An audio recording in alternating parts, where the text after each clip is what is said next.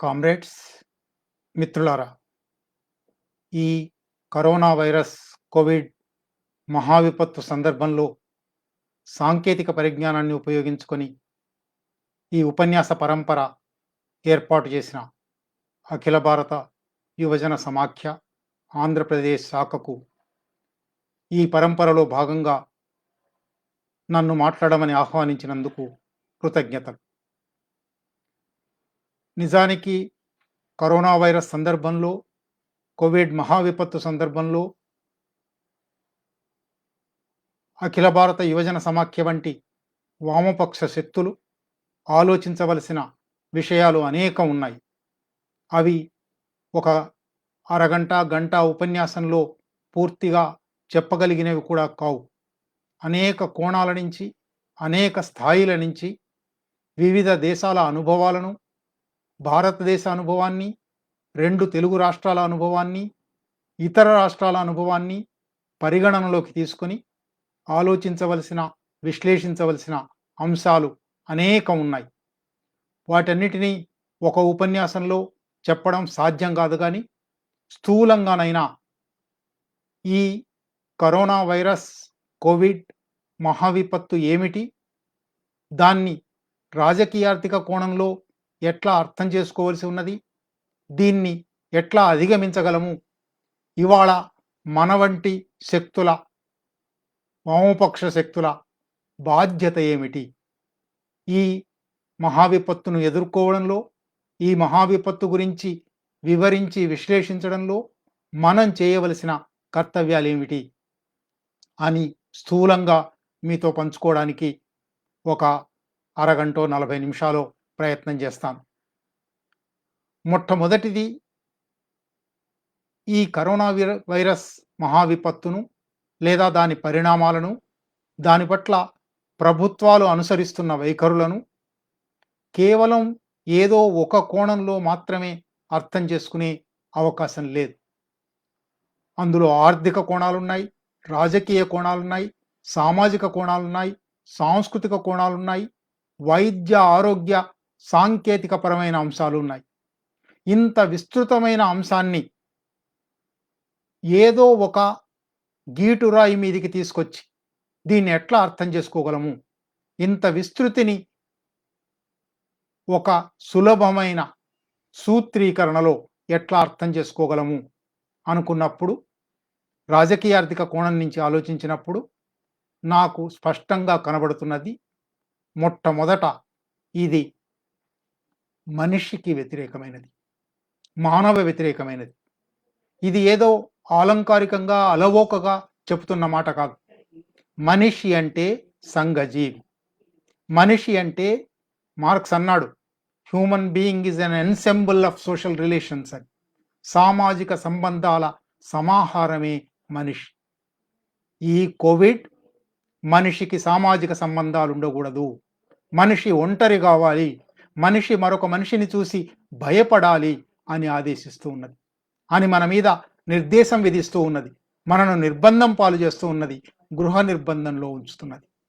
అంటే మానవ సహజ స్వభావానికి, కోవిడ్ ఆదేశానికి పరస్పర వ్యతిరేకత ఉన్నది, చుక్కెదురుగా ఉన్నది.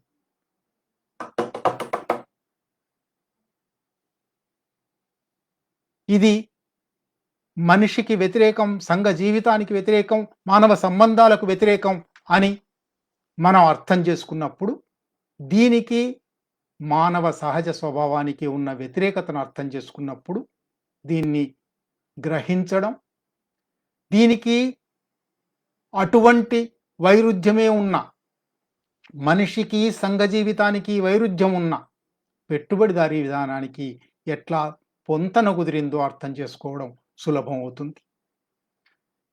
నిజానికి ఆదిమ మానవుల కాలం నుంచి కూడా మనిషి ఒంటరి కాదు, మనిషి ఏకాకిగా జీవించడం అసాధ్యం. రాబిన్సన్ క్రూసో అనే ఒంటరి మనిషి జీవించడం సాధ్యమా? ఉత్పత్తి సాగించడం సాధ్యమా? అభివృద్ధి సాగించడం సాధ్యమా అని పెద్ద చర్చ జరిగింది. స్వయంగా మార్క్స్ దాని మీద వ్యాఖ్యానించి ఉన్నాడు. రాబిన్సన్ క్రూసో కూడా ఒక మ్యాన్ ఫ్రైడే అవసరమయ్యాడు. రాబిన్సన్ క్రూసో వ్యవసాయం కనిపెట్టడానికి, తదితర పురోగామి మార్గంలో సాగడానికి రాబిన్సన్ క్రూసోకు అంతకు ముందు, ఓడ పగిలిపోవడానికన్నా ముందు తాను గడిపి వచ్చిన జీవితంలోని మానవ సంబంధాలు, సాంఘిక సంబంధాలు ఉన్నాయి. సాంఘిక సంబంధాలు లేకుండా ఉత్పత్తి అనేది సాధ్యం కాదు. ఉత్పత్తి అనేది లేకుండా మానవ మనుగడ సాధ్యం కాదు. కనుక మానవ మనుగడ, మనిషి అనే అస్తిత్వం నిలిచి ఉండాలంటే తప్పనిసరిగా సంఘ జీవితం ఉండాలి, ఆదాన ప్రదానాలు ఉండాలి, సామూహిక ఉత్పత్తి ఉండాలి, సామూహిక కార్యాచరణ ఉండాలి, భాష, చైతన్యం, సాహిత్యం, సంస్కృతి తదితర అనేక సామాజిక చైతన్య రూపాలు ఉండాలి. ఇవన్నీ ఉన్నప్పుడు మాత్రమే మనిషి అస్తిత్వం ఉంటుంది. ఎట్లాగైతే ఒక మానవ శరీరంలో అనేక అవయవాలు ఉన్నాయి, ఈ అవయవాల్లో ఏదో ఒక అవయవాన్ని బయటికి తీసి చూస్తే దానికి ప్రయోజనము లేదు, అది సాధించగలిగింది లేదు, అది ఒక నిర్జీవమైన పదార్థం అయిపోతుంది, 2 రోజులకు కుళ్ళిపోతుంది. మానవ శరీరం అంతా కలిసి ఉన్నప్పుడే ఆ అవయవానికి, మానవ శరీరంలోని మిగిలిన అవయవాలతో సమన్వయంలో, సంపర్కంలో, నిత్య సంబంధంలో, పరస్పరం ఉన్నప్పుడు మాత్రమే దానికి విలువ ఉంటుంది. సరిగ్గా మనిషి కూడా అట్లాగే ఈ మానవ ప్రపంచ శరీరంలో ఒకానొక జీవశాస్త్ర పరికరం.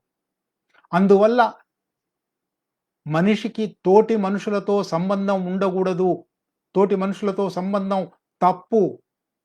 తోటి మనిషిని చూసి భయపడాలి. తోటి మనిషి కనబడితే, తోటి మనిషి తాకితే నాకు కూడా ఈ అంటువ్యాధి సోకుతుంది అని భయపడే స్థితి ఉండడం అంటే ఇది మానవ వ్యతిరేకమైనది. మానవ స్వభావానికి వ్యతిరేకమైనది. మానవ సంఘ జీవితానికి వ్యతిరేకమైనది. సామాజిక సంబంధాలకు వ్యతిరేకమైనది. వైరస్ గురించి, కోవిడ్ గురించి ఈ తాత్విక స్థాయి అర్థం చేసుకున్నప్పుడు దీన్ని మరికొంత విస్తరించి రాజకీయార్థిక పరిభాషలో పెట్టుబడిదారీ విధానం అనేది ఉంది. ఈ పెట్టుబడిదారీ విధానం కూడా సరిగ్గా ఇటువంటి వైరుధ్యం మీద ఆధారపడింది. దానికి మనిషి వద్దు, కానీ మనిషి పాల్గొనే సామూహిక ఉత్పత్తి కావాలి. సామూహిక ఉత్పత్తి, వ్యక్తిగత వినియోగం, వ్యక్తిగత భోగం, వ్యక్తిగత ఆక్రమణ అనేది దాని ప్రధాన వైరుధ్యం. పెట్టుబడిదారీ విధానానికి కూడా సరిగ్గా మనుషులు తమతో తాము కలుసుకోకూడదు.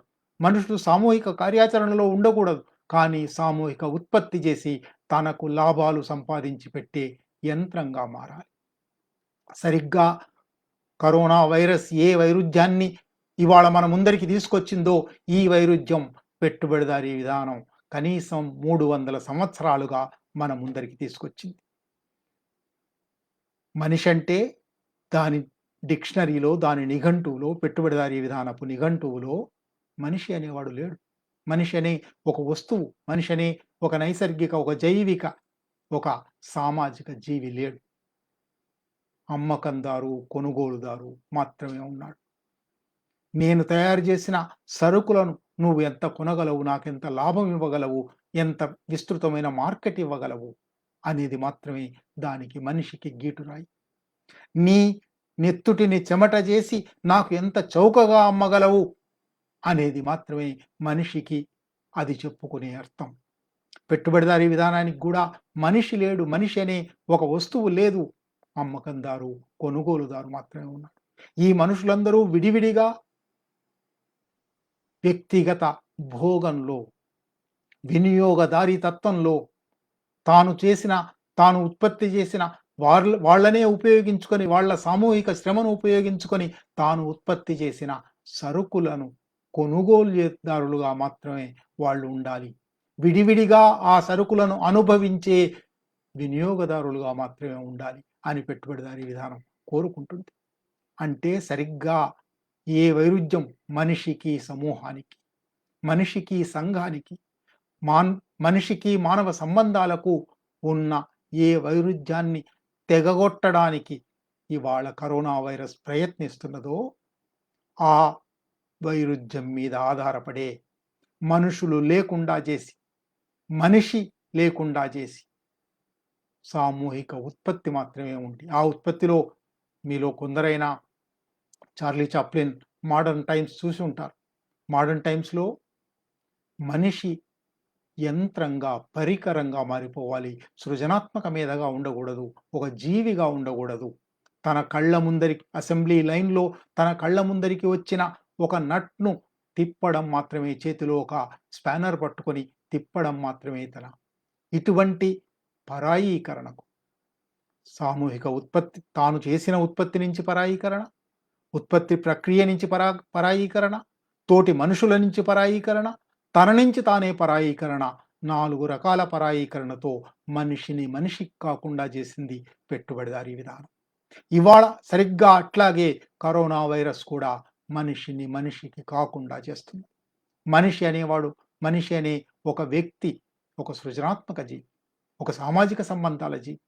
అందరితో కలిసి ఆ సంపర్కం వల్ల, ఆ సంభాషణ వల్ల, ఆ ఆదాన ప్రదానాల వల్ల, ఆ నిత్య సంపర్కం వల్లనే ఎదిగే మనిషి, సృజనాత్మకంగా మారే మనిషి. ఆ మనిషి ఉండకూడదు ఎవరి కుటుంబాలకు వాళ్ళు పరిమితం అయిపోవడం.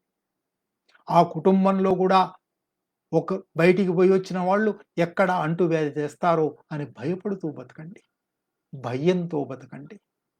ఇది ఇవాళ కరోనా వైరస్ చెప్తున్నది. సరిగ్గా అటువంటి పరాయీకరణ సమాజాన్ని సృష్టించడమే పెట్టుబడిదారీ విధాన లక్ష్యం. అందువల్ల ఈ రెంటికి, పెట్టుబడిదారీ విధానానికి, కరోనా వైరస్‌కు, కోవిడ్‌కు ఉన్న తాత్విక సంబంధాన్ని, మూలాలలో సంబంధాన్ని, అంతర్గత సంబంధాన్ని అర్థం చేసుకున్నప్పుడు మాత్రమే కరోనా వైరస్ ఎంత ప్రమాదకరమైనది, ఎంత మానవ వ్యతిరేకమైనది, ఎంత అమానుషమైనది అర్థమవుతుంది. అక్కడితో కూడా అయిపోలేదు. ఈ కరోనా వైరస్ పెట్టుబడిదారీ విధానంతో పోలిక ఉండడం మాత్రమే కాదు, తాత్విక అర్థంలో పోలిక ఉండడం మాత్రమే కాదు, ఇది పెట్టుబడిదారీ విధానపు సృష్టి. వైరస్‌లు ప్రపంచంలో, జీవావరణంలో కోట్లున్నాయి. అడవులలో, పర్వతాలలో, సముద్రాలలో, అనేక చోట్ల, అనేక జీవజాతుల లోపల అంతర్గతంగా వైరస్‌లున్నాయి. ఆ వైరస్‌లు కొన్ని ఉపయోగకరమైన వైరస్‌లు ఉన్నాయి. కొన్ని హానికరమైన వైరస్‌లున్నాయి. అవి జీవావరణంలో సహజీవనం చేస్తున్నాయి. ప్రకృతిలో ప్రతి జీవికి, నిజానికి ఇవాళ కరోనా వైరస్ జీవి కూడా కాదు, అక్కడి దాకా వస్తాను. ఈ ప్రతి జీవికి ఏదో ఒక సంబంధం, ఏదో ఒక సంపర్కం, అందువల్ల దాని ప్రయోజనం ఉన్నాయి. ఒకదాని మీద ఒకటి ఆధారపడి ఉంటాయి. ఆధారితాలు, పరస్పరాశ్రితాలు. అటువంటి తమ జీవితాలు తాము గడుపుతున్న జీవులను వాటి జీవావరణంలో నుంచి బయటికి లాగి, వాటి సొంత జీవావరణం లేకుండా చేసిన మొట్టమొదటి ఉత్పత్తి వ్యవస్థ పెట్టుబడిదారీ విధానం. 300, 400 సంవత్సరాల కింద ప్రారంభమై క్రమంగా ప్రకృతితో, అప్పటి వరకు ప్రకృతితో సమన్వయంతో, ప్రకృతిని అణచివేయకుండా, ప్రకృతిలో ఒదిగిపోతూ, ప్రకృతిలో భాగమవుతూ సాగించిన ఉత్పత్తి ప్రక్రియను పెట్టుబడిదారీ విధానం, ప్రకృతి శత్రువు అన్నట్టుగా, ప్రకృతి ఓడించవలసినట్టుగా చాలాసార్లు ప్రపంచీకరణ మీద మాట్లాడుతున్నప్పుడు చెప్పి ఉన్నాను నేను. బహుశా ఏఐవైఎఫ్ సభల్లో కూడా ఎక్కడైనా చెప్పి ఉంటాను. ఒక ద్విచక్ర వాహనం తీసుకొస్తున్నప్పుడు, ఆ ద్విచక్ర వాహన ఒక 15 సంవత్సరాల కింద, 20 సంవత్సరాల కింద ఒక ద్విచక్ర వాహనం కొత్తగా ప్రవేశపెడుతున్నప్పుడు, ఇది మీ శత్రువులాగా భావించి దీని మీద స్వారీ చేయండి అని వ్యాపార ప్రకటనలు ఇచ్చారు. మనిషి అంతవరకు వాహనాన్ని తన నేస్తంగా భావించాడు.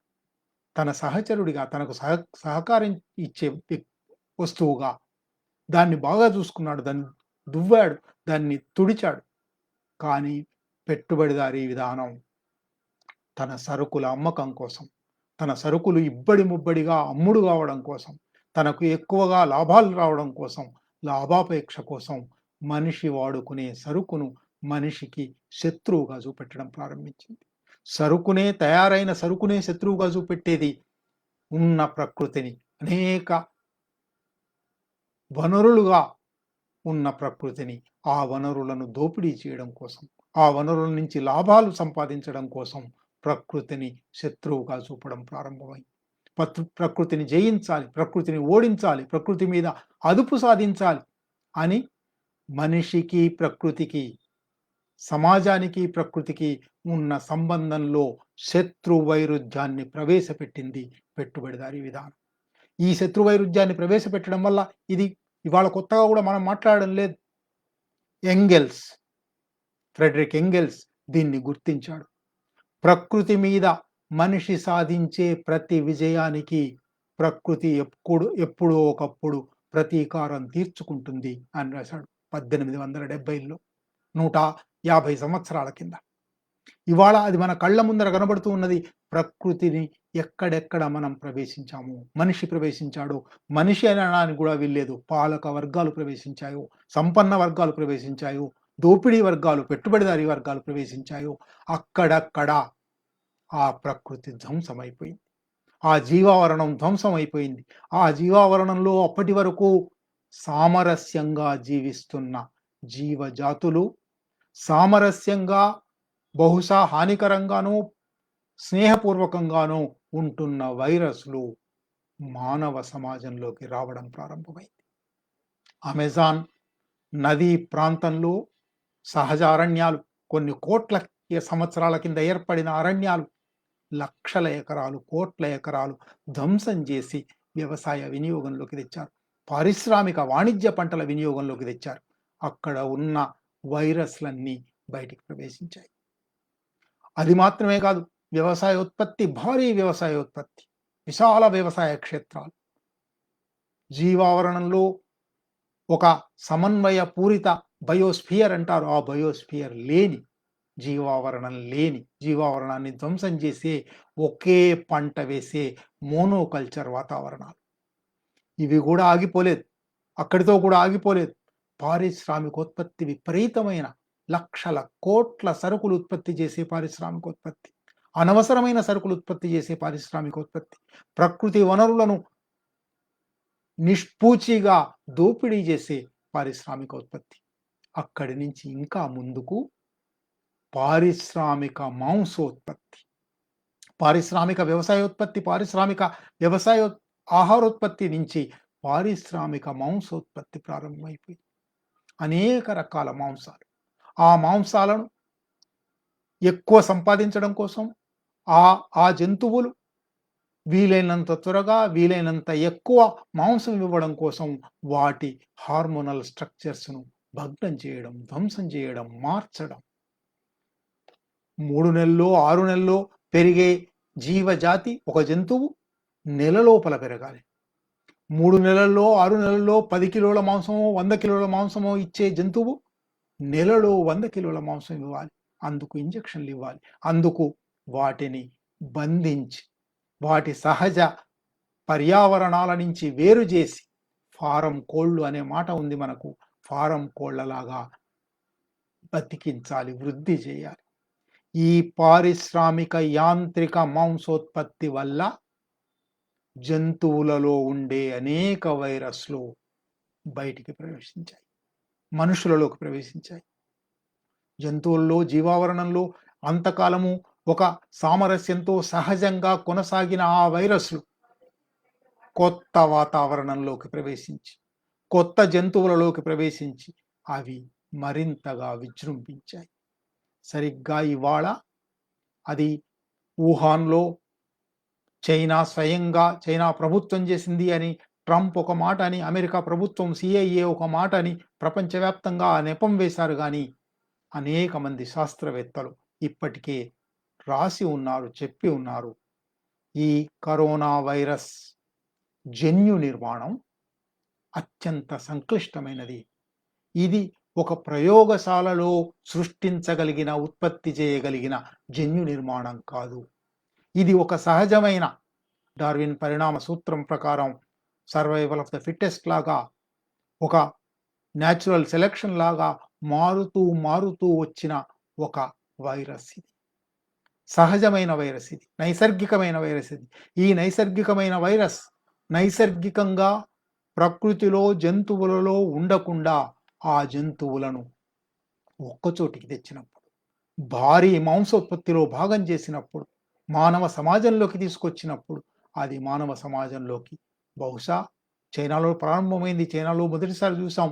వుహాన్‌లో వెట్ మార్కెట్ అని ఒకటున్నది. అంటే పచ్చి మార్కెట్. మన దగ్గర కూడా మాంసాలు అమ్మే చోట్ల ఆ నెత్తుటి ప్రవాహాలు కనబడుతూ ఉంటాయి. పచ్చి మార్కెట్లే మన దగ్గర కూడా. దాన్ని కూడా పచ్చి మార్కెట్ అంటారు. ఆ పచ్చి మార్కెట్‌లో ఈ వైరస్ ప్రారంభమైంది. ఈ వైరస్ ప్రమాదకరమైన వైరస్. ఈ వైరస్ ప్రధానంగా, నిజానికి ఇది ఒక జంతువు, ఒక జీవి కూడా కాదు. ఇది ఒక ప్రోటీన్. ఈ ప్రోటీన్ ఒక జీవశాస్త్రపు సెల్‌తో గనక కలిసినప్పుడు, ఒక జైవిక సెల్‌తో కలిసినప్పుడు అది దానికదిగా పునరుత్పత్తి అవుతుంది. సరిగ్గా ఎట్లాగైతే పెట్టుబడిదారీ విధానం పరస్ప పర పరాన్నబుక్కుగా ఇతరుల మీద ఆధారపడి తనంతట తాను పెరుగుతూ, విస్తరించుకుంటూ పునరుత్పత్తి చెందుతుందో, ఈ వైరస్ కూడా అట్లా పునరుత్పత్తి చెందుతుంది. పునరుత్పత్తి చెందింది. చెందడం ప్రారంభమై చైనాలో, వుహాన్‌లో మొదటిసారి బయటపడింది. ఇక్కడి దాకా, అక్కడి నుంచి బయట అనేక దేశాలకు వ్యాపించింది. ఇవాళ బహుశా ఒక 4, 5 దేశాలు మినహా కరోనా వైరస్ వ్యాధి వ్యాపించని దేశమంటూ ప్రపంచంలో మిగలలేదు. 43,00,000 ఇవాల్టి లెక్క ప్రకారం 43,00,000 మందికి ఈ వ్యాధి సోకింది. అంటువ్యాధి అనేది చాలా సహజంగానే ఒకరి నుంచి మరొకరికి సోకుతుంది. ఇది కనబడ్డ వాళ్ళకి సోకుతుంది. ఇది అన్ శ్వాసకోశాలలో అంతర్గత కింది స్థాయి శ్వాసకోశాలలో పెరిగిన ఈ వైరస్ తుంపరల ద్వారా బయటికొస్తుంది. అంటే తుంపర పడినప్పుడు ఒక మనిషికి మరొక మనిషి ఎదురుపడి, ఒక మనిషి దగ్గినప్పుడు, తుమ్మినప్పుడు లోపలి శ్వాసకోశం నుంచి అది ఆ తుంపరల ద్వారా వైరస్ బయటికొచ్చి, అది అవతలి మనిషి చేతుల మీదనో, ముఖం మీదనో పడినప్పుడు అది మళ్ళీ ఆ మనిషి లోపలికి గూడా పోయి అక్కడ పునరుత్పత్తి అవుతుంది. ఇది ఇది శాస్త్ర విజ్ఞానం చెప్పిన అంశం. కానీ ఇక్కడి దాకా ఒక కరోనా వైరస్ వ్యాప్తి లేదా కరోనా వైరస్ వ్యాప్తి వెనుక మూల కారణమైన పెట్టుబడిదారీ విధానానికి కరోనా వైరస్‌కు మూలంలో ఉన్న పోలికలు దీన్ని ఇంకా కొనసాగించవచ్చు గానీ ఇక్కడ ఆపి, ఇది వచ్చినప్పుడు సమాజం లేదా వ్యవస్థ లేదా పాలనా వ్యవస్థలు ఎట్లా ప్రతిస్పందించాలి? ఆ విషయం మనం చాలా మాట్లాడుకోవాల్సింది. ఎందుకంటే ఈ శాస్త్ర విజ్ఞాన తాత్విక అంశాలలో ఇవాళ మనం కొత్తగా చేయగలిగింది లేదు. శాస్త్ర విజ్ఞానంలో ప్రయోగాలు జరుగుతున్నాయి. దీనికి ఒక వ్యాక్సిన్ కనిపెట్టవచ్చు. ఈ వ్యాక్సిన్ నుంచి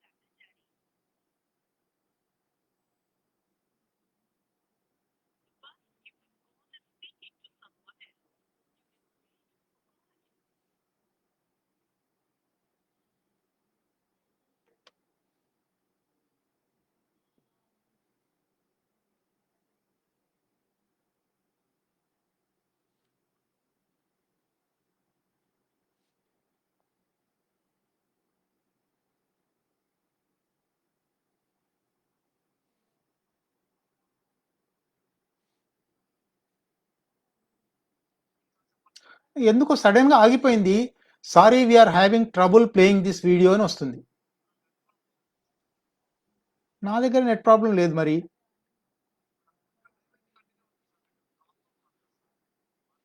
అవునా? ఓహ్!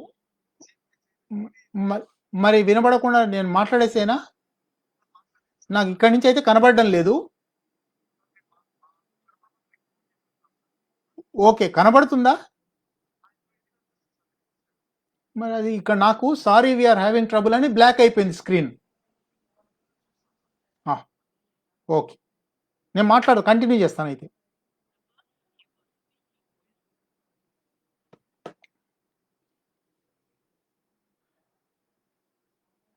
మిత్రులారా, క్షమించాలి, ఏదో సాంకేతిక సమస్య వచ్చింది. హఠాత్తుగా నా స్క్రీన్ మీద sorry we are having trouble playing this video అని వస్తూ ఉన్నది. కానీ మిత్రులకు వినబడుతుంది అని ఇప్పుడే ఫోన్ చేస్తే ఈ నిర్వాహక మిత్రులు చెప్పారు. కాబట్టి కనబడకపోయినా, నాకు నా స్క్రీన్ మీద కనబడకపోయినా నేను ఉపన్యాసాన్ని కొనసాగిస్తున్నాను. ఇటువంటి కరోనా వైరస్ లేదా మన కళ్ళ ముందరే ఎబోలా వైరస్ వచ్చింది, స్వైన్ ఫ్లూ వచ్చింది, H1N1 వచ్చింది, హెచ్ఐవి వచ్చింది. మన కళ్ళ ముందర సార్స్ ఈ కరోనా వైరస్ ఇవాళ వచ్చింది సార్స్ 2 2003, 2004లో సార్స్ 1 వచ్చింది. కరోనా వైరస్ లాంటిది రాబోతున్నది అని అనేక మంది శాస్త్రవేత్తలు ఇదివరకే చెప్పి గూడా ఉన్నారు. మానవజాతి అనేక ఉత్పాతాలను చూసింది. గత్తరలొచ్చాయి, ప్లేగులొచ్చాయి, మలేరియా వచ్చింది, పోలియో వచ్చింది. వీటి నుంచి మానవజాతి అధిగమించింది. శాస్త్ర విజ్ఞానం ద్వారా వాటికి వ్యాక్సిన్స్ కనిపెట్టాము, లేదా వాటికి మందులు కనిపెట్టాము, బయటపడ్డాం. బహుశా ఇది కూడా ఇప్పటికే 3, 4 లక్షల మంది మరణించారు. 43 లక్షల మందికి ఇది సోకింది. బహుశా దీని నుంచి బయటపడతాం.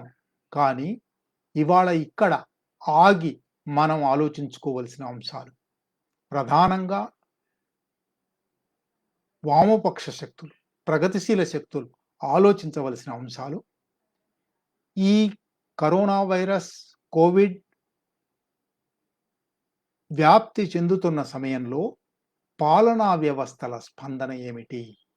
పాలనా వ్యవస్థలు ఈ కరోనా వైరస్‌కు స్పందించవలసిన తీరులో స్పందించాయా? ఎందుకు ఈ ప్రశ్న అడగవలసి వస్తున్నదంటే, నిజానికి ఆధునిక కాలంలో ప్రాతినిధ్య పార్లమెంటరీ ప్రజాస్వామ్యం వచ్చిన తర్వాత ప్రజలు తమ సర్వభౌమాధికారాన్ని, తమ సర్వసత్తాక హక్కులను ప్రభుత్వానికిచ్చారు. తమ పన్నులు చెల్లించి, ఆ పన్నుల ద్వారా ఏర్పడిన సంపద మీద అధికారాన్ని, ఆ సంపదను ఖర్చుబెట్టే అధికారాన్ని ఒక పాలకులకిచ్చారు. తమ నిత్య జీవితాన్ని శాసించే అధికారాన్ని ఆ పాలకులకిచ్చారు. అందువల్ల సమాజం ఏదైనా సమస్యను ఎదుర్కొన్నప్పుడు వాటిని ఆ సమస్యను ఎదుర్కోవడం, పరిష్కరించడం, సమస్య నుంచి ప్రజలను విముక్తం చేయడం పాలనా వ్యవస్థల బాధ్యత. ఇది ఆధునిక ప్రజాస్వామిక సమాజాల్లో అన్ని సమాజాలలోనూ తప్పనిసరిగా అమలు కావలసిన ఒక నియమం. కానీ భారతదేశంలో అటు కేంద్ర ప్రభుత్వం గాని, ఇటు రాష్ట్ర ప్రభుత్వాలు గాని ఈ 50 రోజులుగా లేదా ఇంకా ముందు వెళ్తే ఒక 6 నెలలుగా నవంబర్, డిసెంబర్‌లలో మొదటిసారి ఇది చైనాలో ఇటువంటి వైరస్ ఒకటి ఉన్నది, రాబోతున్నది అని బయటపడింది.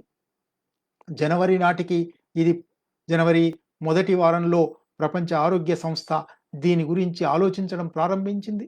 జనవరి 30న ప్రపంచ ఆరోగ్య సంస్థ అన్ని ప్రపంచ దేశాలకు, అన్ని ప్రభుత్వాలకు ఇది మహా విపత్తు రానున్నది, తగిన జాగ్రత్తలు తీసుకోండి అని ఒక ఆదేశం ఇచ్చింది. ఈ ఆదేశాన్ని, ఈ హెచ్చరికను భారత ప్రభుత్వం ఎట్లా పాటించింది? భారత పాలకులు ఎట్లా పాటించారు? ఇది మనం తీవ్రంగా ఆలోచించవలసిన, పరిశీలించవలసిన అంశం. జనవరి 30 నాడు ప్రపంచ ఆరోగ్య సంస్థ సూచన, హెచ్చరిక వస్తే మార్చి 22 దాకా 7 వారాల పాటు కేంద్ర ప్రభుత్వం, భారత పాలక వర్గాలు చిన్న మెత్తు పని కూడా చేయలేదు. దీన్ని ఎట్లా పరిష్కరించాలి, దీన్ని ఎట్లా ఎదుర్కోవాలి అనే ఆలోచన చేయలేదు. నిజానికి జనవరి 30 నాడు ఆ హెచ్చరిక వచ్చిన తర్వాత ఇది కేవలం మనుషుల ద్వారా మాత్రమే, అది కూడా అప్పటికి ఇతర దేశాల్లో ఉంది కాబట్టి ఇతర దేశాల నుంచి వచ్చే వాళ్ళ ద్వారా మాత్రమే ఈ దేశంలోకి ప్రవేశిస్తుంది. గాలి ద్వారా రాదు, మరొక రకంగా రాదు. కనుక ఆ వచ్చే మనుషులను అంతర్జాతీయ విమానాశ్రయాలలో తగిన ఆంక్షలు విధించి, దిగిన ప్రతి ఒక్క వ్యక్తిని, ప్రయాణికుణ్ణి పరీక్షించి, ప్రభుత్వం చెప్తున్న లెక్కల ప్రకారమే ప్రతిరోజు 70-80 వేల మంది అంతర్జాతీయ ప్రయాణికులు ఈ దేశంలోకి ప్రవేశిస్తారు.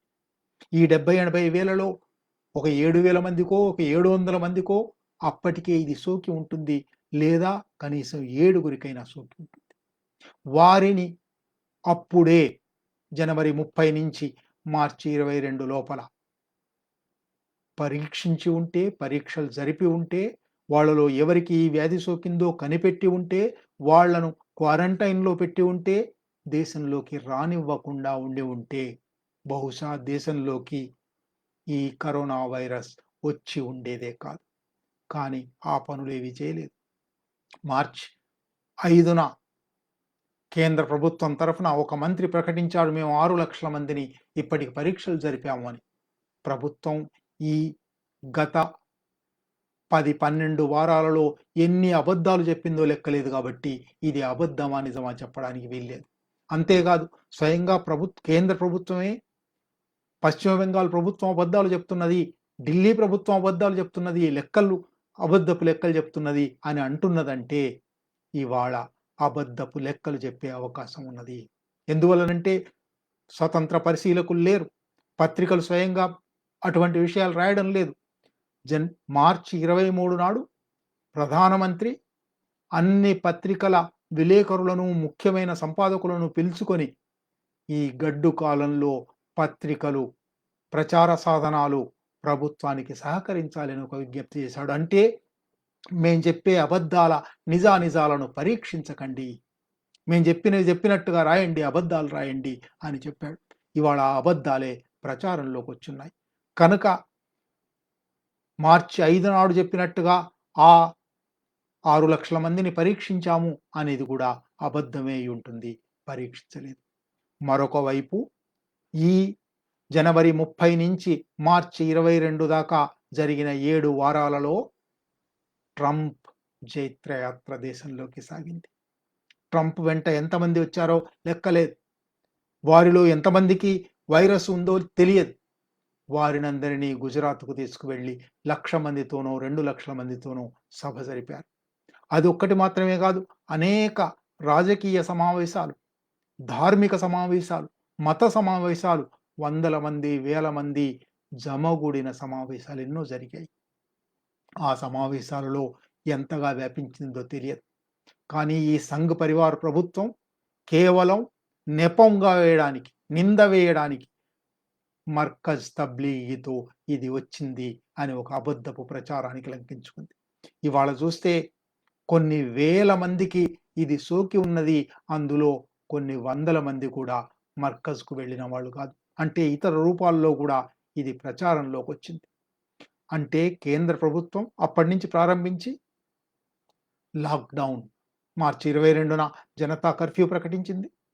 మార్చి 24న రాత్రి 8 గంటలకు సరిగ్గా పెద్ద నోట్ల రద్దు సందర్భంలో చేసినట్టుగానే సరిగ్గా 8 గంటలకు టీవీ ముందుకు వచ్చి 12 గంటల నుంచి ఈ లాక్‌డౌన్ చేయబోతున్నాను అని ప్రకటించాడు.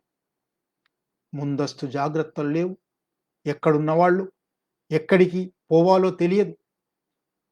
చిక్కుబడిపోయిన వాళ్లకు మళ్ళీ తిరిగి వెళ్ళడానికి ప్రయాణ సౌకర్యాలు ఉంటాయా లేదా తెలియదు.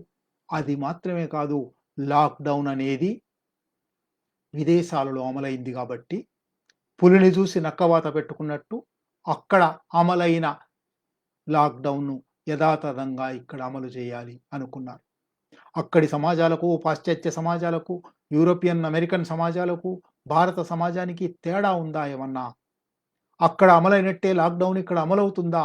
వంటి కనీస ఆలోచనలు లేవు. అక్కడ సంఘటిత రంగం ప్రధానమైనది. కనుక సంఘటిత రంగ ఉద్యోగులందరూ ఇంటి నుంచైనా పనిచేయగలరు. వర్క్ ఫ్రమ్ హోమ్ అనే విధానం అక్కడ పనిచేస్తుంది. భారత సమాజంలో శ్రామిక జనంలో 92% అసంఘటిత రంగంలో ఉన్నారు. ఇక్కడ వర్క్ ఫ్రమ్ హోమ్ అనేది కుదరదు. ఇక్కడ వర్క్ లేదు, హోము లేదు. ఏ రోజుకు ఆ రోజు అడ్డా కూలీలాగా నిలబడి కూలీ వెతుక్కోవలసిన స్థితిలో మన శ్రామికులు ఉన్నారు. అసంఘటిత రంగంలో ఉన్నారు. వారికి ఖచ్చితమైన ఉద్యోగాలు, నియమ నిబంధనలు లేవు. కనుక ఇంటి నుంచి పని అనేది పాశ్చాత్య దేశాల్లో చెల్లినట్టుగా ఇక్కడ చెల్లదు. ఇల్లు లేదు, పని లేదు. 15 కోట్ల మంది వలస శ్రామికులు తమ తమ రాష్ట్రాల నుంచి ఇతర రాష్ట్రాలకు వచ్చి అక్కడ భవన నిర్మాణ స్థలాల్లోనూ లేదా ఒక గదిలో 8 మంది, 10 మంది జీవిస్తూనో బొంబాయి లాంటి, ధారావి లాంటి చోట, హైదరాబాద్ నగరంలో, విశాఖపట్నంలో, మన ఏ నగరంలోకి వెళ్ళినా అటువంటి వలస శ్రామికులున్నారు. వీళ్లకు లాక్‌డౌన్ ఎట్లా పనిచేస్తుంది?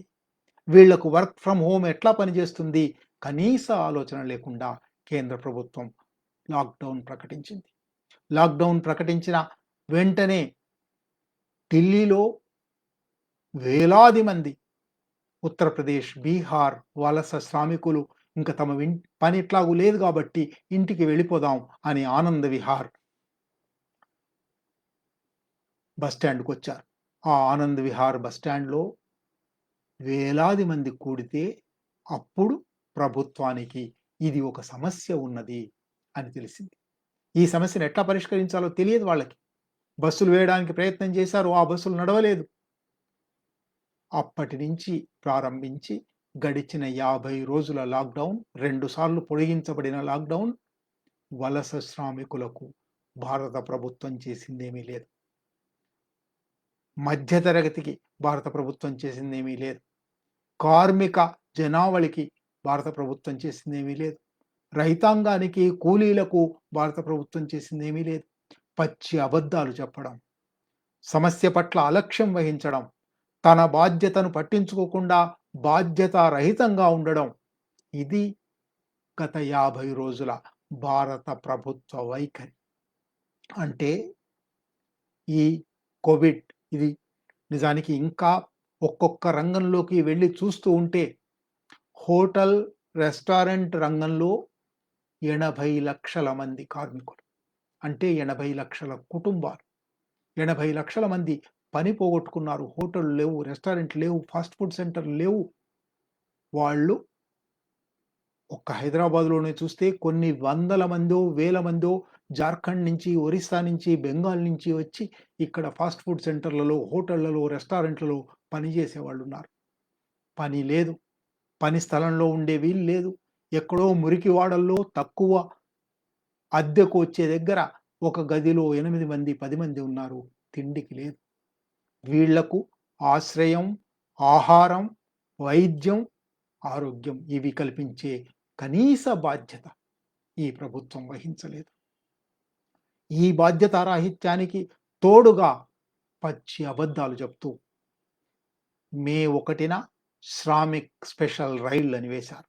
ఈ శ్రామిక్ స్పెషల్ రైళ్లు మే 1 నుంచి మే 11 వరకు 366 రైళ్లు వేశాము. 366 రైళ్లలో 3,60,000 మంది వెళ్ళారు అని రైల్వే మంత్రి ప్రకటించాడు. కానీ దేశంలో ఉన్న 15 కోట్ల మంది శ్రామికులలో, వలస శ్రామికులలో కనీసం 1 కోటి మంది వెనక్కి వెళ్ళదలుచుకున్నా, నిజానికి అందరికందరూ వెళ్ళదలుచుకున్నారు. వాళ్లకు ఇప్పటికే దుర్భరమైన పని పరిస్థితుల్లో ఉన్నారు. కాంట్రాక్టర్లు వాళ్ళని ఇక్కడికి తీసుకొచ్చారు. కారు చౌక శ్రమ కోసం ఇక్కడి యజమానులు, భవన నిర్మాతలు వాళ్ళని ఇక్కడికి తీసుకొచ్చారు. వాళ్లకు ఇక్కడ ఉండడానికి గూడు లేదు, తినడానికి తిండి లేదు, స్థానిక భాష తెలియదు, అప్పో సప్పో చేయడానికి స్థానికులెవరూ పరిచయం లేరు. వెనక్కి వెళ్ళడానికి ప్రయాణ సౌకర్యాలు లేవు. ఇక్కడే చచ్చిపోతే శవాన్ని అయినా కనీసం తమ ఊరికి పంపించలేని స్థితి ఉంది. ఇక్కడ మున్సిపాలిటీ కుక్కను ఈడ్చినట్టు ఈడ్చేస్తారేమో అనే భయం ఉంది. ఇంత దుర్భరమైన, ఇంత దుస్సహమైన, ఇంత దయనీయమైన స్థితిలో ఉన్న వలస శ్రామికుల పట్ల భారత ప్రభుత్వం, అన్ని రాష్ట్ర ప్రభుత్వాలు కనీసమైన దయ, కనీసమైన దాక్షిణ్యం, కనీసమైన జాలి, వారి అవసరాలేమిటో చూడడం అనేది చేయలేదు.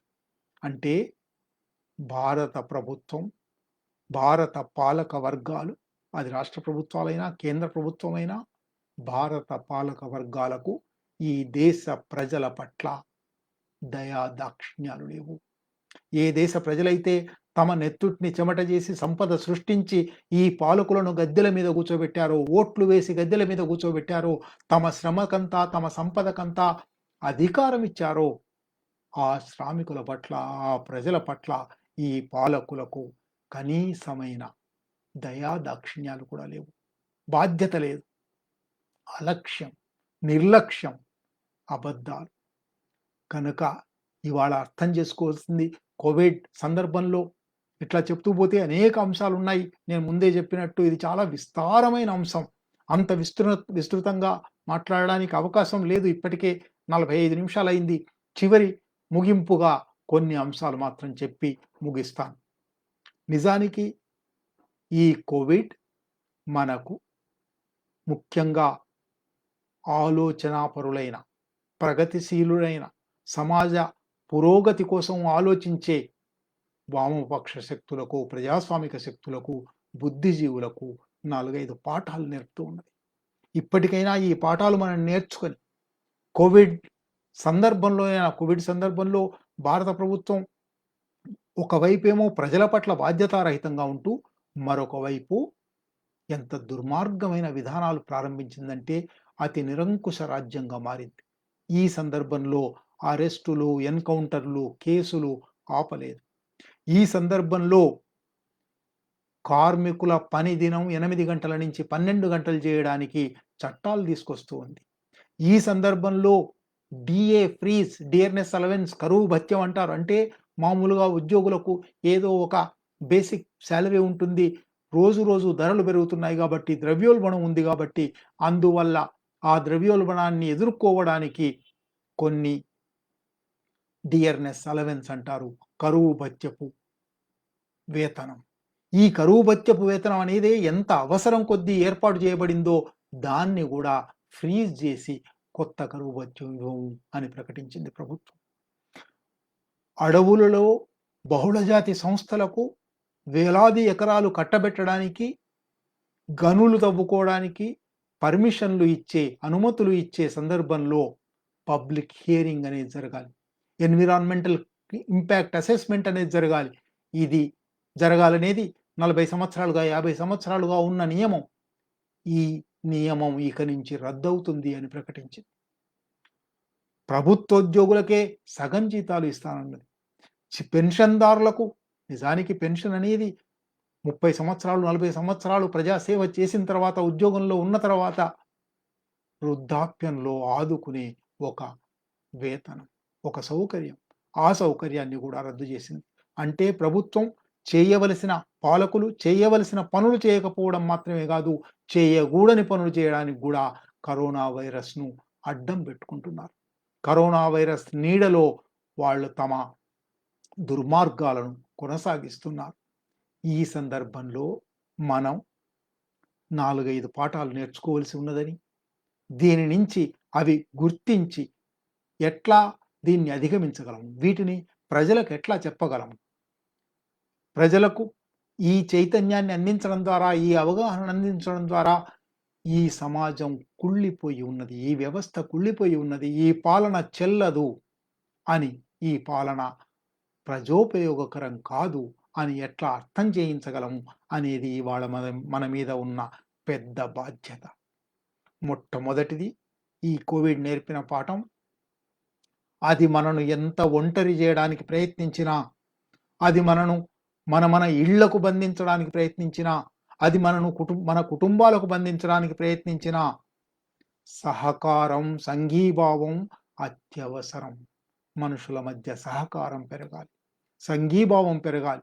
ఇవాళ వ్యాక్సిన్ కావాలంటే, ఇవాళ ఒక మందు కావాలంటే ప్రపంచ దేశాలన్నీ దాని గురించి ఆలోచిస్తూ ఉన్నాయి. దాన్ని ఎట్లా ఉత్పత్తి చేయాలి, దాన్ని ఎట్లా కనిపెట్టాలి అని ఆలోచిస్తూ ఉన్నాయి. అంతర్జాతీయ సంఘీభావం అవసరం. మనిషికి మనిషి తోడు అంటే మనిషి సహజ స్వభావమే ప్రధానమైనది, సంఘ జీవితమే, సామాజిక సంబంధాలే ప్రధానమైనవి. వ్యక్తిగత స్థాయిలో మనిషి ఏమీ చేయడం సాధ్యం కాదు అనే ఒక ప్రధానమైన పాఠాన్ని మన వామపక్ష పరిభాషలో చెప్పాలంటే, మనిషి ఒంటరి కాదనడానికి ప్యారిస్ కమ్యూన్‌లో భాగమైన ఒక శ్రామికుడైన యూజిన్ పొట్టియర్ అంతర్జాతీయ గీతం రాశాడు. ఒకటవుదాం మానవులం ఏకం కండి, కలవండోయ్ ఏకంగా. ఇవాళ ఆ సందర్భం వచ్చింది. ఇవాళ అంతర్జాతీయంగా వందల కోట్ల మంది సాధారణ ప్రజానీకం, శ్రామిక ప్రజానీకం ఏకం కావలసిన అవసరం ఉంది. పాలక వర్గాల దుర్మార్గాన్ని ఈ పాలక వర్గాలు ప్రపంచాన్ని 9 సార్లు భస్మీపటలం చేయగలిగినంత ఆయుధ సంపత్తిని కొన్ని లక్షల కోట్ల, కోట్ల రూపాయలు తగులబెట్టి తయారు చేసుకొని ఉన్నాయి. కానీ మనుషులకు అత్యవసరమైన మాస్కులు గాని, పర్సనల్ ప్రొటెక్షన్ ఎక్విప్‌మెంట్ గాని, వెంటిలేటర్లు గాని, ఐసీయూలు గాని, ఆస్పత్రులు గాని, తగినంత వైద్య సిబ్బంది గాని తయారు చేసుకోలేదు. అంటే ఈ పాలక వర్గాలు ఉద్దేశపూర్వకంగానే విధ్వంసపూర్వకంగా ఉన్నాయి. మానవ సమాజ విధ్వంసం తప్ప వీటి లాభాపేక్ష కోసం మానవ సమాజ విధ్వంసం తప్ప వీటికి మరొక దృష్టి లేదు. అది గుర్తించి సంఘీభావం, సహకారం, మానవ సహజమైన మానవ సంబంధాల పురోగామితత్వం అవసరం. దాన్ని ప్రచారం చేయవలసి ఉంది. సంఘ జీవితాన్ని ప్రచారం చేయవలసి ఉంది. ఇది మొదటి అంశం. రెండో అంశం ప్రాథమిక ఆరోగ్యం అనేది ప్రభుత్వాలు ఒకవేళ దోపిడీ ప్రభుత్వాలే అయినప్పటికీ, పెట్టుబడిదారీ ప్రభుత్వాలే అయినప్పటికీ అవి కనీసం 1929 మహా సంక్షోభం తర్వాత సంక్షేమ రాజ్యం అనేది వచ్చింది. ఈ సంక్షేమ రాజ్యంలో భాగంగా అది దోపిడీ వర్గాల ప్రభుత్వం అయిన ప్రజా సంక్షేమానికి నిధులు తప్పనిసరిగా ఖర్చు పెట్టాలి. ప్రజా సంక్షేమాన్ని ఒక ప్రధాన బాధ్యతగా తీసుకోవాలి. అందువల్ల ప్రాథమిక విద్య, ప్రాథమిక ఆరోగ్యం, రవాణా ప్రభుత్వ రంగంలో ఉండాలి, ప్రజా రంగంలో ఉండాలి అనే ఒక 100 సంవత్సరాల ఆకాంక్ష ఉన్నది. ఈ 100 సంవత్సరాలుగా అరకొరగా సాగుతున్న ఆచరణ ఉన్నది. ఆ ఆచరణ ఎక్కడెక్కడైతే లోపించిందో అక్కడ మరణాలు ఎక్కువ జరిగాయి. అమెరికాలో మరణాలు ఇంత విస్తృత స్థాయిలో జరగడానికి ప్రధానమైన కారణం అక్కడ ప్రజారోగ్య వ్యవస్థ లేకపోవడం, ప్రాథమిక ఆరోగ్యం ప్రభుత్వ బాధ్యత కాకపోవడం. అందువల్ల ఈ కోవిడ్ మనకు నేర్పే పాఠం ఏమంటే పాలక వర్గాలకు వ్యతిరేకంగా, ప్రభుత్వాలకు వ్యతిరేకంగా నిరంతర పోరాటం సాగిస్తూనే వీటిని కూలదోయవలసి ఉన్నది అని, ప్రజాపాలన సాగవలసి ఉన్నది అని ప్రచారం చేస్తూనే, ఆచరణలో పాల్గొంటూనే ఇవి ఉన్నప్పుడు వాటి కనీస బాధ్యత ప్రాథమిక ఆరోగ్యం, ప్రాథమిక విద్య, ప్రజారోగ్య వ్యవస్థలను పెంచడం.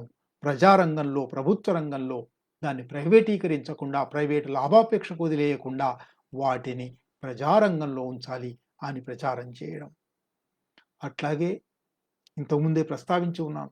అంతర్జాతీయత ఇవాళ మళ్ళీ ఒకసారి శ్రామిక వర్గ అంతర్జాతీయత అని మనం అనేక సార్లు మాట్లాడతాం. శ్రామిక వర్గ అంతర్జాతీయత అవసరం ఇవాళ మరొకసారి స్పష్టంగా బయటపడుతూ ఉన్నది. ఏ ఒక్క దేశమో వ్యాక్సిన్ గాని పెట్టలేదు. ఏ ఒక్క దేశమో ఈ కరోనా వైరస్‌ను ఎదుర్కోలేదు. అన్ని దేశాల ప్రజారోగ్య వ్యవస్థలు ఉమ్మడిగా, సమష్టిగా పనిచేయవలసిన ఒక అవసరం ఉన్నది. అంటే శ్రామిక వర్గ అంతర్జాతీయత అని 150 సంవత్సరాలుగా మార్క్సిస్టులం ఏ పిలుపైతే ఇస్తున్నామో ఆ పిలుపు ఇవాళ అన్నిటికన్నా ప్రధాన కీలక కర్తవ్యంగా ఉన్నది. చిట్టచివరిగా కోవిడ్ గడిచిన 50 రోజుల లేదా అంతకు మించిన పరిణామాలలో చాలా స్పష్టంగా ఆలోచించగల, పరిశీలించగల ప్రతి ఒక్క వ్యక్తి దృష్టికి ఒక అంశాన్ని తీసుకొచ్చింది. ఈ వ్యవస్థ పుచ్చిపోయింది. ఈ వ్యవస్థ కుళ్ళిపోయింది. ఈ వ్యవస్థ ప్రజలకు అవసరమైన, ప్రజారోగ్యంకి అవసరమైన పనులు చేయలేదు. ప్రజల ప్రాణాలకు, ప్రజల ఆరోగ్యాలకు ఎంత మాత్రము భద్రతనివ్వని ఒక వ్యవస్థ కొనసాగుతూ ఉన్నది. ఈ వ్యవస్థను ఇంకా కొనసాగించడం అసాధ్యం. ఈ వ్యవస్థను కూలదోయక తప్పదు. ఈ వ్యవస్థ స్థానంలో ఒక సమాజం రాక తప్పదు. ప్రజల గురించి ఆలోచించి, ప్రజల పట్ల నెనరు ఉన్న, ప్రేమ ఉన్న, శ్రద్ధాసక్తులు ఉన్న, ప్రజారోగ్యాలను, ప్రజా ప్రాణాలను కాపాడే బాధ్యత ఉన్న ఆ బాధ్యతను నిర్వహించే ఒక వ్యవస్థ రావలసి ఉన్నది. ఈ వ్యవస్థ ఆ పని చేయడం లేదు. ఈ వ్యవస్థను రద్దు చేయవలసి ఉన్నది అనే ఒక ప్రధానమైన పాఠం ఈ కోవిడ్ నేర్పుతూ ఉన్నది. కనుక ఈ కోవిడ్ సందర్భంలో ఇది మహా విషాదమే. ఇది మనను ఆర్ ఆర్థిక వ్యవస్థ విషయాలు నేను ఇంకా నిజానికి ప్రస్తావించడానికి సమయం చిక్కలేదు. అంతర్జాతీయంగా ఆర్థిక వ్యవస్థ కుప్పగూలిపోతూ ఉన్నది. 1929 నాటి సంక్షోభం కన్నా మించిన సంక్షోభం వస్తూ ఉన్నది అని అనేక సంస్థలు, అనేక ప్రభుత్వాలు ప్రకటిస్తున్నాయి. ఎన్ని వందల కోట్ల మంది కార్మికులు పోగొట్టుకోబోతున్నారో, దారిద్ర్యంలోకి పోబోతున్నారో అంతర్జాతీయ కార్మిక సంస్థ ప్రశ్ని ప్రకటించింది. భారతదేశంలోకి వస్తే భారత ఆర్థిక వ్యవస్థ 5% వృద్ధి చెందుతుంది. భారత జాతీయ ఆదాయం, స్థూల జాతీయోత్పత్తి 5% పెరుగుతుంది అని కోవిడ్ కన్నా ముందు వేసిన లెక్కలు పచ్చి అబద్ధాలని, ఇప్పుడు జాతీయ ఆదాయం అభివృద్ధి రేటు 1.9% కావచ్చని, 2% కావచ్చని, లేదా నెగెటివ్‌గా కూడా ఉండవచ్చని అనేక మంది ఆర్థికవేత్తలు ప్రకటిస్తున్నారు. అంటే కరోనానంతర ఆర్థిక వ్యవస్థ విపరీతమైన నిరుద్యోగాన్ని సృష్టించబోతున్నది. విపరీతమైన ఉత్పత్తి మందకొడితనాన్ని సృష్టించబోతున్నది. విపరీతమైన పేదరికాన్ని సృష్టించబోతున్నది. ఈ వెనక్కి గ్రామాలకు వెళ్తున్న వలస కార్మికులలో ఎంతమంది తిరిగి మళ్ళీ ఉత్పత్తి కార్యక్రమాలలోకి, ఆర్థిక కార్యక్రమాల్లోకి రాగలరో తెలియదు. ప్రభుత్వమే చెప్తున్న లెక్కల ప్రకారం small and medium enterprises, micro, small and medium MSME అంటారు. ఎంటర్‌ప్రైజెస్‌లో కనీసం 30% మూతపడబోతున్నాయి. కనీసం 30% అంటే 3, 4 కోట్ల మంది కార్మికులు. అంటే 3, 4 కోట్ల కుటుంబాలు దారిద్ర్యంలోకి పోబోతున్నాయి. ఇటువంటి స్థితిలో మన ముందర ఈ వ్యవస్థ దుర్మార్గాన్ని విప్పి చెప్పవలసిన, ఇంత విపత్తులో కూడా స్పందన లేని ఈ వ్యవస్థ దుర్మార్గాన్ని విప్పి చెప్పవలసిన అవసరం ఉంది. ఇవాళ ఈ ఉపన్యాసం అఖిల భారత యోజన సమాఖ్య సభ్యులు, మిత్రులు, ఇతర ప్రగతిశీల ప్రజాస్వామిక శక్తులన్నీ గుర్తిస్తాయని, కోవిడ్ మన కర్తవ్యాన్ని మరింత పెంచుతున్నదని చెబుతూ ఇంతవరకు ఓపికగా విన్న మీ అందరికీ కృతజ్ఞతలు.